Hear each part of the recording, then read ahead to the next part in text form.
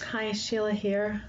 I would like to walk you through downloading Libby to your computer at this point. We'll talk a little bit about how to get it on your iPhone or perhaps your iPad, and we'll go through a little bit of how to use the app so that you can borrow ebooks and audiobooks from the library. And so these are free and available. So I'm going to turn the screen. You can begin from the library homepage. You could also go to Google and just look for the Libby app. If you are on your iPhone, of course, you would go to the Apple Store and search for the Libby app. So from here you can see there's ebooks and audiobooks. Either way, it will take you to this page where we can meet Libby. There is a Learn More page, which is not a bad place to begin, learning about what Libby really is, how it works, the fact that you can read it across different devices. So once you download something, you will be able to read the same book on your iPhone or your iPad. It will sync up. You can listen in your car, you can send it to your Kindle. So sometimes these about pages are good places to begin. And it won't let me go back. Let's see, I'm going to go back to here. Here we are. So you can see that downloading in here, it says Windows 10 Plus, which means that the operating system, if you're putting it on your computer, needs to be Windows 10 or higher. If you're not sure what you have, as a quick visual, when you click on the little icon on the lower left-hand corner of your screen, these four little windows, it will open this, something that looks like this. And this is typically what Windows 10 looks like.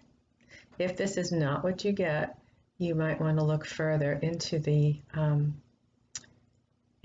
computer itself and find out what the operating system is. And if you're not sure how to do that, you can speak with Audra. You can also just Google that and it will lead you through where to look in your computer to find out what the operating system is. So I'm going to go back to Libby and I am going to open it for download. And this is what you will look like, Libby by OverDrive. It is free. You will click Get, and it will ask you to open the Microsoft Store. This is a Microsoft product, and you are downloading software to your computer. I've already downloaded it, and I didn't want to go through the process again during the demonstration, because sometimes it takes a little bit of time. Once you are in there in the download process, it will ask you for your library card number. So please make sure you have your library card with you when you sit down to do this. And if you don't have one, if you can't find your card, then you can email the library and we will send you that information so that you can go ahead with the download. Once I launch it, I am pretty much in Libby. This is my personal shelf. So there's a library here and a shelf. A shelf is where my personal books are. And I am currently reading We Are All Good People. It is on my Kindle. I can manage the loan from here. I might decide to return it early, which is a nice thing to do if you're not reading it any longer, then someone can have it sooner than later. I could also renew it if that was possible. These are some other books that I was just downloading as I was creating the demonstration. You can decide how you're going to read it on your Kindle or here on your computer, or you could send it to another device, which might be your iPad. So you can have more than one book at a time here on your computer or on your iPad or phone. All of those are possible. So this will show me if I have any holds. I put a hold on one book. It shows me what the holds are and how long I might have to wait. And it tells me what I have out. So I do have all these three things out at the moment. If I go to the library, then I can begin to search.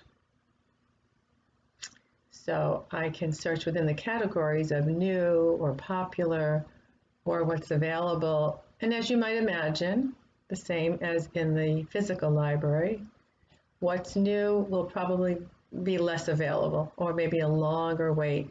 That's also true of what's popular, but not always. Sometimes it's still worthwhile to look in there. You might open something and see, it's new, but it is available.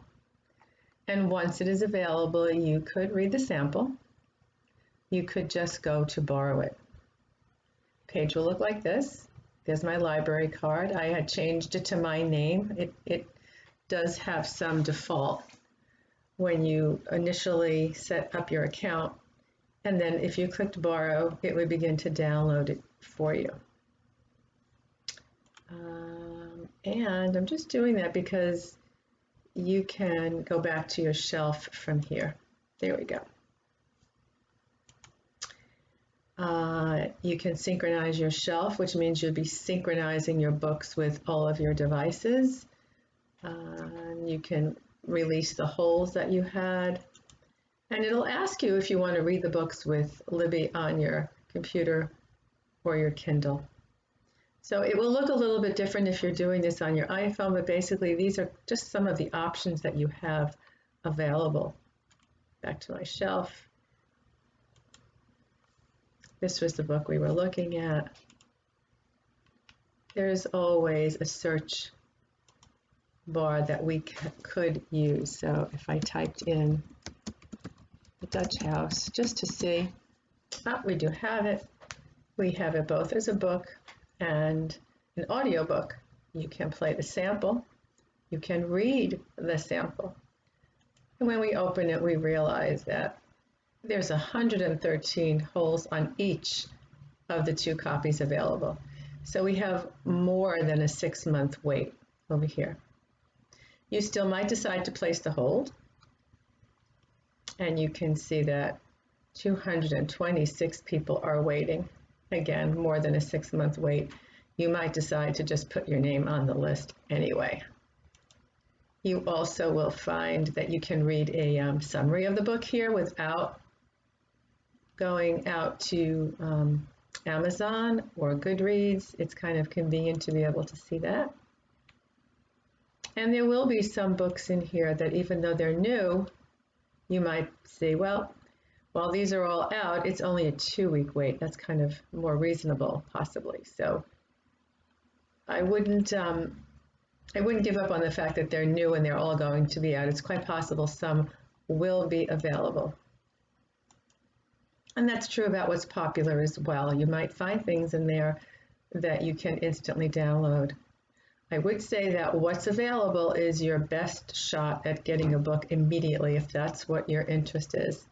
So all of these are going to be available. Again, it's always possible to read a sample, which some people really like to do, or just to simply go ahead and borrow it. And again, anytime you take out books, where you would manage your borrowed books is from your shelf. So you could renew from here. You can return from here. You can also release a hold if you had one.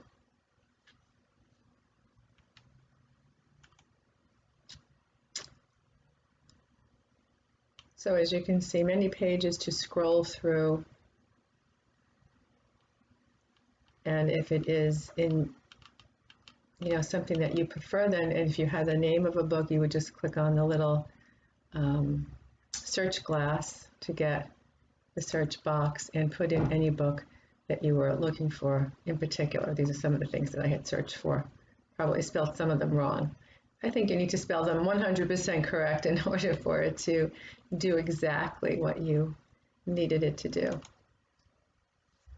Okay, so that is Libby from the inside.